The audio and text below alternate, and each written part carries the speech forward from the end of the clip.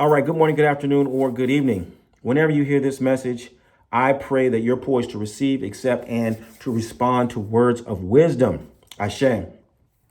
So listen, I want to make another installment on the conversation about the reality of African identity, and more explicitly, the fact that we are not Hebrews. We are in no way, shape, or form Hebrews.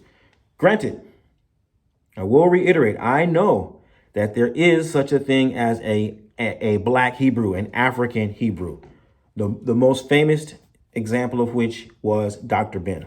May he rest in peace. We all know that Dr. Ben was a black Hebrew.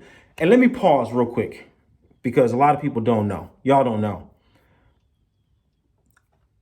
I was a student at Howard University in the late 80s, 86, 87, 88, right?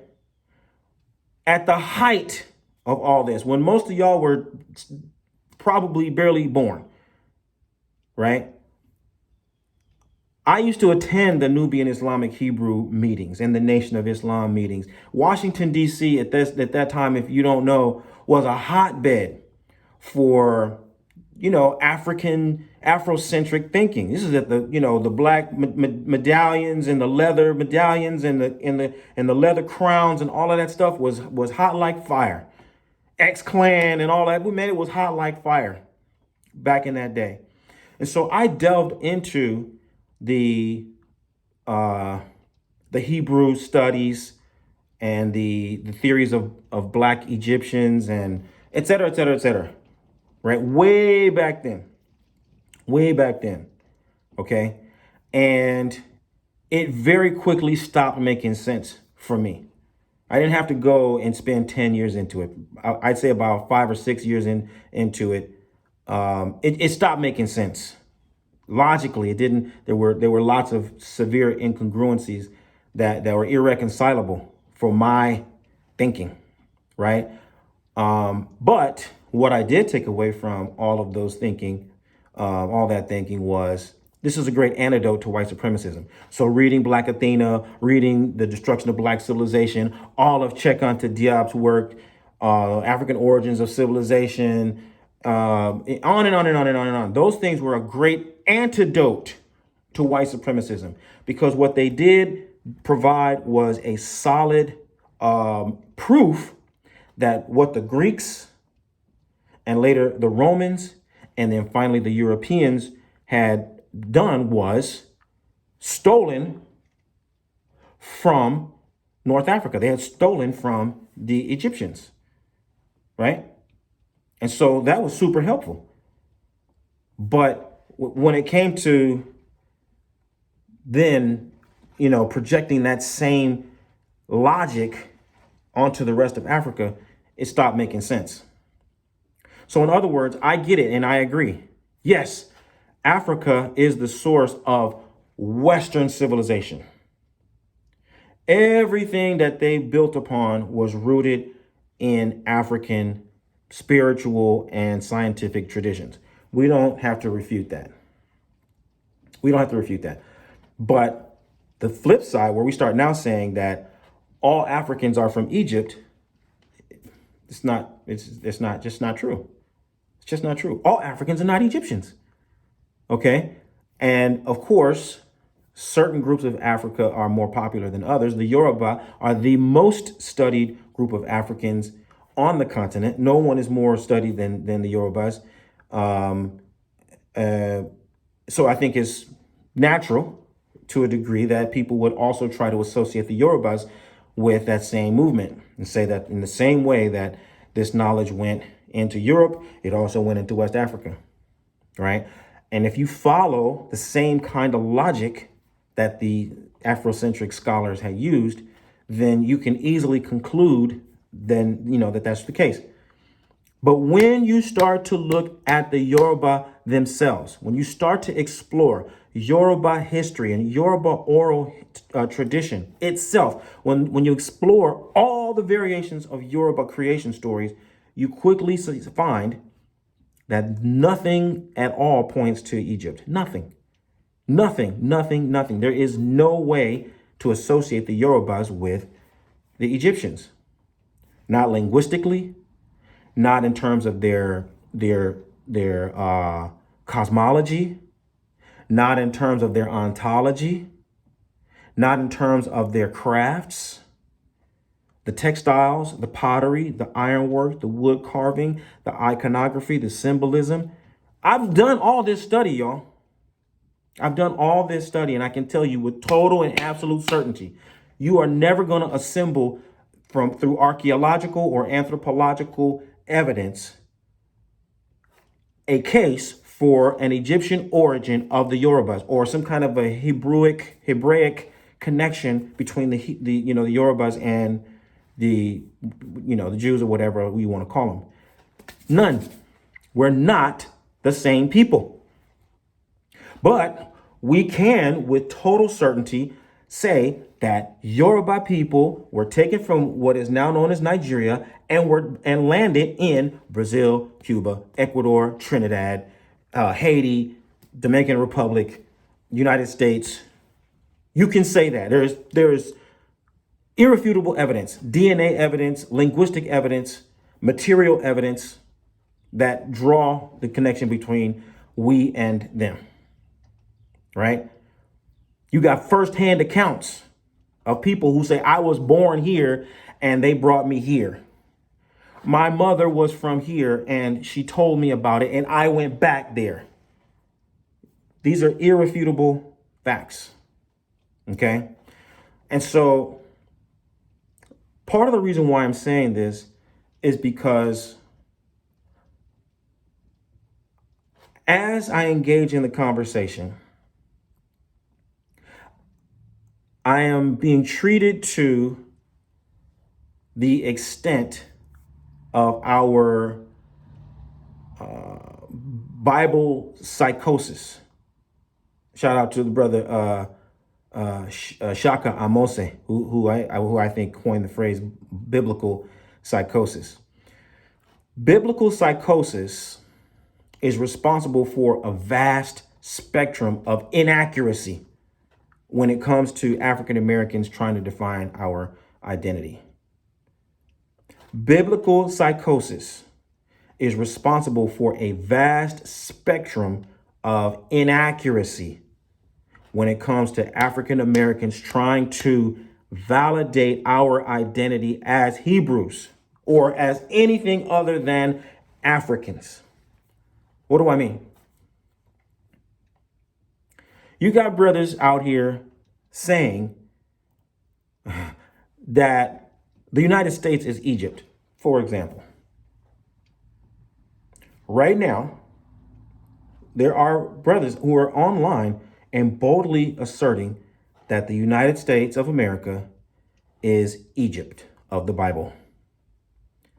Because that is how badly and how desperately they want to, make their biblical psychosis normal and healthy.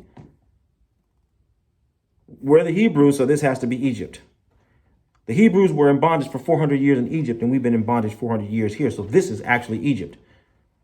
The Bible was some kind of a prophetic book, and what they're saying happened there wasn't the real deal. This is the actual Egypt. That's where our people are right now. We're trying to prove this Black Hebrew thing. We got brothers out here who are saying that we are the founders of Tenochtitlan, Mexico City. That the present day Mexicans are like the present day Arabs in Egypt. They're usurpers. They weren't the ones who built the city. It was us who built the city. Pure insanity. Pure insanity. And it goes on and on and on and on and on and on. That our people some of our people will go to great lengths to be anything other than a West African, even though all the evidence points to you being a West African. Okay. And interestingly, we were in class last night and I alluded to this and I want to share with you. There was something that I heard Elon Musk say, interestingly enough, that I think rings true. And what it was that The worst thing that a smart engineer can do is to try to optimize something that should have never existed in the first place. The worst thing that a smart engineer can do is to try to optimize something that should have never existed in the first place. Okay? And so in this instance, what we're trying to optimize is Hebrew identity. We're trying desperately to make that system work to validate our identity. We're doing everything we can to make the Torah and the Talmud and the Old Testament and the New Testament and the Quran, and we're trying to do everything we can to prove that what's happening in that book or in those books pertain to us. They're talking about us in those books. And that's what happens. You have a bright mind, you have an intelligent person, but they're trying to optimize something that's not real. It doesn't exist. It's not real, right? It is just a form of syncretism. Syncretism. Go and start to explore syncretism and look at the examples of syncretism. Okay? You got the Yoruba people who were brought as slaves to Brazil, to Cuba, to Haiti. For example, this will be a little assignment for you. Yoruba people, Brazil, Cuba, Haiti. The same Yoruba Orisha, Shango, Ogun, Eshu, Obatala, etc., are grafted onto 3 totally different sets of Catholic saints. Same Catholicism. But in Cuba, Shango is associated with one saint. In Brazil, Shango is associated with an entirely different saint. And then in Haiti, Shango will be associated with another saint. Ogun, one Ogun. In Brazil, they'll associate him with one saint. In Cuba, another saint. In Haiti, another saint. Why is the same Shango associated with 3 different saints in 3 different countries? Same Catholicism. If they were the same, then they would match up. But that it's not based on reality. It's just a psychological mechanism that our people used in order to be able to cope. That's all. There is no real association between Orisha and saints. 0. We here in the United States primarily come up in a Protestant tradition which doesn't have saints. So our form of syncretism was collective. We associated ourselves, we syncretized our community with the Hebrew community. We became the biblical Hebrews as a form of syncretism. It's just a psychological function. It's not based on reality. It's not based in DNA. It's not based in history at all. Right? So here we are, the smart engineers trying to optimize something that doesn't exist. It's the worst thing you could do. This is how you end up with people trying to tell you, creating a movement around the United States is Egypt. Because we got to be the Jews. Let it go. It's time to let it go. This is a fantastic opportunity for you to really do some exploration and deal with the emotional turmoil associated with shedding an obsolete worldview. It's hard. It's hard because you don't know who you are once you start letting go. Say, if I'm not a Hebrew, then who am I really? And what you find with a lot of these cats is they're not ready to deal with their anti-African programming. So you've been programmed to believe that everything African is inferior. You've been programmed to believe that everything African is wicked. And so you don't want to be associated with that. And so you got to come to grips with your training and your conditioning so that you can start getting beyond it. You can start transcending it, and you can start seeing yourself as you really are through your own eyes and not through the eyes of the oppressor. This is what W.E.B. Du Bois was talking about with dual consciousness. Dual consciousness isn't that you're like culturally bilingual. Dual consciousness is that you're a black man, but you see yourself through the eyes of a white man. And the way the white man pathologizes everything that is natural about you, now you start to pathologize everything that is natural about yourself. That's why you want to be a Hebrew. That's why you want to be an Egyptian. That's why you want to be a Cherokee. That's why you want to be an Olmec, because you see it through the eyes of the white man. You believe on a certain level everything that the white man said about you and your ancestors. And so by shedding the idea that you are something Hebrew or something like that, now you got to come to grips with the real essence of the conditioning. You can do it, though.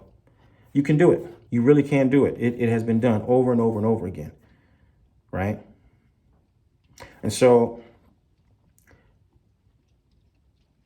I am saying this with a full understanding of what it means to be a Black Christian. I've been Black my whole life, right? I've been Black. I haven't taken any breaks and no vacations. I have always been Black, and I claimed it, and I've been proud. So I understand the importance of Christianity to our people. I understand the extent to which we believe and how much power we draw from our belief systems, right? But it's time that we also stand on our beliefs, that we are our own people and we have our own identity that is in no way, shape, or form defined by the white man. We got our own story. We got our own source. We got our own origin. And it has nothing to do with theirs. And so this is super important for the leaders. All right. This is an essential lesson for the leaders. I'm talking to the leaders. I'm looking for the leaders. I'm recruiting the leaders. This is a calling all leaders. If you are one of the people who is dedicated to improving the world through positive influence, then I want you to find out how Obafemi Origunwa and the Orisha Lifestyle Academy can help you take your practice, your actual day-to-day practice, from the time you wake up to the time you go to bed, your practice, to the next level. Then I want you to join me. Visit obafemio.com or orishalifestyle.com and get yourself enrolled. Get the books. Start watching all the videos. Let's start getting busy with helping you live the medicine that will heal your life and heal the lives of those who you are destined to serve. I really look forward to working with you. I'll talk to you soon. Bye for now. Odabo.